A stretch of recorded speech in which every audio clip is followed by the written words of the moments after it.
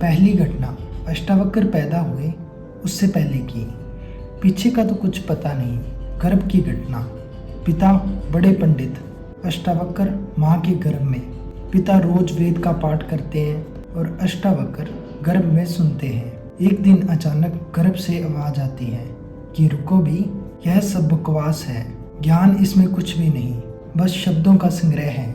शास्त्र में ज्ञान कहाँ, ज्ञान समय में है, शब्द में सत्य कहाँ, सत्य समय में है। पिता स्वभावतः नाराज हुए।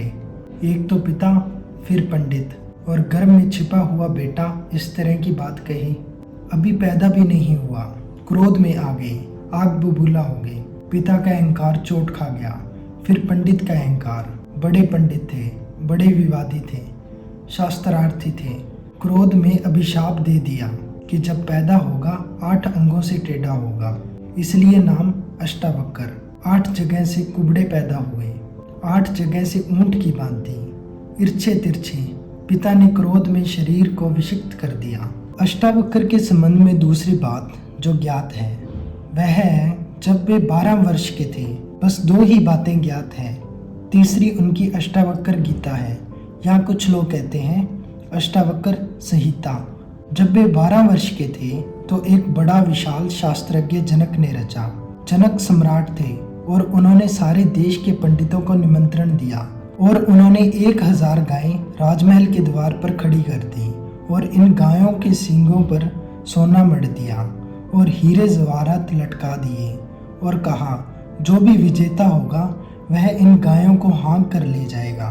बड़ा विवाद हुआ। अष्टावक्र के पिता भी उस विवाद में गए। खबर आई सांझ होते होते कि पिता हार रहे हैं। सबसे तो जीत चुके थे, वंदिन नाम के एक पंडित से हारे जा रहे थे। यह खबर सुनकर अष्टावक्र भी राजमहल पहुंच गया। सभा सजी थी, विवाद अपनी आखिरी चरम अवस्था में था।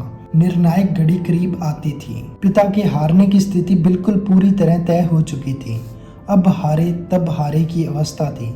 अष्टावक्र द्वार में भीतर चला आया। पंडितों ने उसे देखा। महापंडित इकट्ठे थे। उसके 8 अंगों से टेढ़ा मेढ़ा शरीर। वह चलता तो देखकर लोगों को हंसी आती। उसका चलना भी बड़ा हास्यास्पद था। सारी सभा हंसने लगी। अष्टावक्र भी खिलखिलाकर हंसा। जनक ने पूछा, और सब हंसते हैं, वह तो मैं समझ गया क्यों हंसते हैं, लेकिन बेटे तू क्यों हंसा? अष्टावक्र ने कहा, मैं इसलिए हंस रहा हूँ कि इन चमारों की सभा में सत्य का निर्णय हो रहा है। बड़ा आदमी अनूठा रहा होगा। ये चमार यहाँ क्या कर रहे हैं? सन्नाटा छा गया। चमार? सम्राट ने पूछा, तेरा मतलब? उसने कहा, सीधी सी बात है, इनको चमड़ी ही दिखाई पड़ती है, मैं नहीं दिखाई पड़ता। मुझसे सीधा साधा आदमी खोजना मुश्किल है, वह तो इनको दिखाई नहीं पड़ता। इनको आड़ा टेढ़ा शरीर दिखाई पड़ता है। ये चमार हैं, ये चमड़ी के पारखी हैं। राजन, मंदिर के टेढ़े होने से कहीं आकाश टेढ़ा होता है? घड़े के फूटे होने से कहीं आकाश फूटता है? आकाश तो निर्विकार है, मेरा शरीर टेढ़ा मेढ़ा है, लेकिन मैं तो नहीं। यह जो भीतर बसा है इसकी तरफ तो देखो, इससे तुम सीधा साधा और कुछ खोज न सकोगे। यह बड़ी चौंकाने वाली घोषणा थी। सन्नाटा छा गया होगा। जनक प्रभावित हुआ, झटका खाया। निश्चित ही कहाँ चमारों की भीड़ इकट्ठा करके बैठा है। खुद पर भी पश्चाताप हुआ। अपराध लगा कि मैं भी हंसा। उस दिन तो कुछ न कहते बना, लेकिन दूसरे दिन जब सम्राट घूमने निकला था तो राह पर अष्टावक्र दिखाई पड़ा। उतरा घोड़े से, पैरों में गिरा। सबके सामने तो हिम्मत न जुटा पाया।